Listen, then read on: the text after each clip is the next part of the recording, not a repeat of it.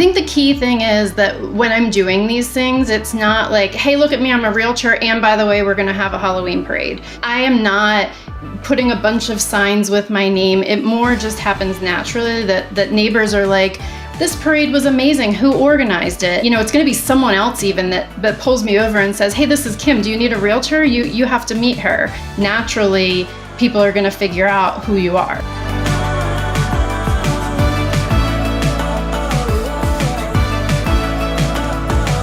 How did you build a business around relationships being the center of them? So I think the biggest thing that sets me and my team as well apart is very early on, I realized that in real estate, my focus wasn't the sale or the house, it was the person. Whether that person was renting a house or buying a house, or if they never resulted in a transaction, I just cared about the relationship with the person and doing what was best for them, which means I've sat in sellers' houses and told them, I don't think you should sell your house. And it sounds crazy, but when it's not about that transaction and that dollar amount and that check, it becomes about the relationship with the person. And that just organically snowballs, because when the person knows that you actually care about them and their best interest, they're going to tell everyone they know, and they become your best source of marketing, even if they were never actually a client. How did you get to the level of success that you have by keeping that kind of as the core of your business? We do 85% of our business from referral. We don't pay for leads. We don't knock on doors. We don't go after expireds. It is all from our sphere and, them telling their friends and family about us. In addition to, those relationships with our sphere, we're also very involved in relationships in the community. So, my goal is to always, people call me the mayor, of like my local town, because I'm involved in everything. If someone says, will you sponsor my son's soccer team? I got it. I will sponsor that soccer team. I will donate to the church event. I will coordinate this other event. And just really getting out there and getting to know people and just being involved in their lives just brings us a lot of business. What does your day look like as far as building a business off of relationships? Are you talking to a certain number of people, or what's the approach? So to be honest, I am not the epitome of being systematized in that sense. So I don't do, this is probably going to sound bad, but I don't do like the set lead gen time and that kind of stuff. So for me, it is more organic, but it's also purposeful that I'm trying to be out there, talking and connecting with people. And if I'm making calls to check in on people, it's not as much a sales call. It's just a, hey, we haven't talked in a while call. Tons of social media. So we're very active on social media and in private groups. That's been huge for us. So we're mostly everyone on the team is a mom of small children. We actually have our first guy on the team recently, but he also has small children. And one doesn't have children, but she has dogs. So same thing. Yeah. So we're all very involved in like Facebook groups. I created a neighborhood Facebook group when I realized my neighborhood didn't have one. And then that kind of snowballed to now we're going to have a neighborhood Halloween parade, and we do a neighborhood Easter egg hunt, and we do a neighborhood 4th of July barbecue. So all of those things, also become a source of people knowing, okay, you're the neighborhood realtor, and then you're, your local town or your local county's realtor. We get very involved in the moms groups just because we have, small children. So, and those clients and those relationships are like fiercely loyal. So when you're in a moms group and someone posts looking for a realtor, my mom clients will tag me, it just blows up. I get a million, Facebook notifications in a row, and I know someone's tagging me in a mom's group. So those relationships, also are super important. And I think that's our approach with the client is we really do become friends with them, honestly, genuinely. And they're coming back to us, 2 years after they bought a house and saying, I need a pediatrician, or, what do you recommend for a Friday night, casual dinner with the family? And they're coming to us for those things because they really view us as like the, key person that knows everyone in the community. So I think anybody listening to this, there are always different ways to do lead generation. And as long as you're intentional around it, so like for your neighborhood, I love the idea of, okay, you started a neighborhood Facebook group, and then from there it went to was it a Halloween parade? Halloween parade, yep, which is this Sunday. So fun. And then an Easter egg hunt. And so when you look at those types of things, what do you see that's done for your business as far as, being present in those groups on Facebook and creating some of these events around your neighborhood? I think the key thing is that when I'm doing these things, it's not like, hey, look at me, I'm a realtor, and by the way, we're going to have a Halloween parade.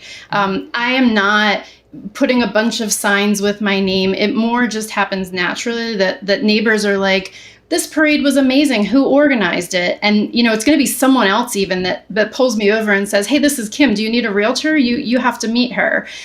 Because they just want to share that I'm the one that created the event or brought the neighborhood together. And I didn't do it from a marketing perspective. I did it as a community event, but naturally people are going to figure out who you are, so like 4th of July, we do flags and we put them all throughout the street, which looks amazing as you're driving in the neighborhood. I do the big flags, not the small ones.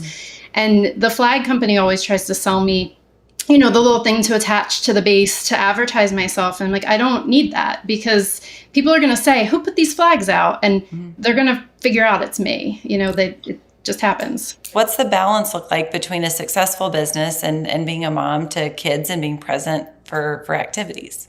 Yeah. So 4th of July, for instance, we make it a family event. My husband helps with the flags. My kids push the cart that has the flags in it. And we go out and do it as, a family walk. And so, I involve them, which is fun. But work-life balance has been a huge struggle of mine. And it's taken me a very long time to get myself to a place where I feel like I have things in order and I am able to kind of separate and detach and know when it's time to focus on family and when it's time to focus on business. I actually love something that Gary said at the I think it was at Family Reunion. He said, when you're focusing on business, be solely about business, but when you're focusing on family, also be solely about family, have the phone off. And it took me a long time because I was able to get the leverage, so that I was physically home, but I was home and then I was on my phone, or I have to quick do this email, or I'm not paying attention. I'm saying, hold on. And so I kind of developed what we jokingly call my mom realtor life hacks. And I'll give my MAPS coach credit for that, because she came up with that term. And so it's kind of like 4 key things that I started teaching other agents. Like, these are the 4 things you need to do to get your life back. And so the very first one is get a second phone. Okay. And it took Notice I'm taking notes. Yeah, right. It took me being in line for the It's a Small World ride at Disney World. And I went to take out my phone to take a picture of my daughter. And I saw a text pop up that a buyer was backing out of a house. And I was like, I have to go deal with this. And then my husband took my children through Disney World while, I spent an hour on the phone. And I was like, that can never happen again. Like, literally, that will never happen to me ever again. And so the second phone became huge, because I realized I can't just be like, I'm going to leave my phone in the hotel room, because not just business, but like my parents, if there's a medical emergency, if our house catches on fire, I need to have a phone. Oh, good. Worst case scenario, not anything good like you've won the lottery or there's free ice cream. We're going to go to the dark side of things. But I was like, and I want to take pictures, right? Because we take pictures. We don't have cameras anymore. You use your phone to take pictures. So I got the second phone so that I could leave the real estate phone in the hotel room, and I could, bring the phone to have for family and taking pictures. But that led me to like my second cause of panic, which was a lot of clients text, and you can set like a voicemail saying, I'm not answering calls between whatever and whatever. And you can even, forward your calls, but your texts go unanswered if your, phone's in your hotel room. So I realized that there's such thing as auto text responders. And so now it's like, okay, the phone's going to be in the hotel room, And everyone who texts me gets an auto response saying, I'm going to be unavailable between, 10 and 4. I'll return all calls, between 4 and 5. Or I'm going to be unavailable, but my admin is available. Here's her phone number. Please text her. And that helped me to not panic that I was missing out on things. Because I would worry, well, the phone's in the hotel. If there's a text, the client's not getting a response and they don't know I'm not available. So my second biggest thing became the autoresponders, which has been huge for me. And then my third and fourth thing are similar, which is scheduled emails and scheduled texts. And that's been great because I'm the type of person that can't go to sleep if I have unread emails. Like, I feel like I have to read those emails and I have to respond in that moment. But I didn't want clients knowing I was responding at 9, 10 o'clock at night because it just creates bad habits. So I can now respond at 9, 10 o'clock at night, but set it to go out the next morning at 8 a.m. And I've still gotten it off my plate, but the client thinks that I responded the next morning. I heard a saying, and it's be where your feet are. And there's like the mom guilt of, if I'm at work, I feel guilty that I'm not at home. If I'm at home, I feel guilty that I'm not at work. And it's finally getting to the point of saying, I'm not going to feel like that anymore. I'm going to be 100% in regardless of where I'm at. And when I walk into one place or the other one has to kind of go for a little bit. I think that I love those hacks. I love the idea of a second phone. I think the thing that I have learned is I cannot walk in the house on my phone. As a mom, it is better for me to take another lap around the neighborhood and finish a conversation, and then leaving my phone in my car for the first 15 minutes that I'm in the house. Is there a little bit of separation of, I may have to go get it and respond to a few things, but I get to set the tone for whatever our evening is. Yeah, 100%. I appreciate you. This was wonderful. I am so impressed with the business that you're running, the relationships that you're building, the impact that you're making on your community. So very grateful for your time today, and very grateful for your MAPS coach that was helping you out on some of these. Yeah. I appreciate you, and I appreciate you taking the time, and you've been a role model for many years. So thank you.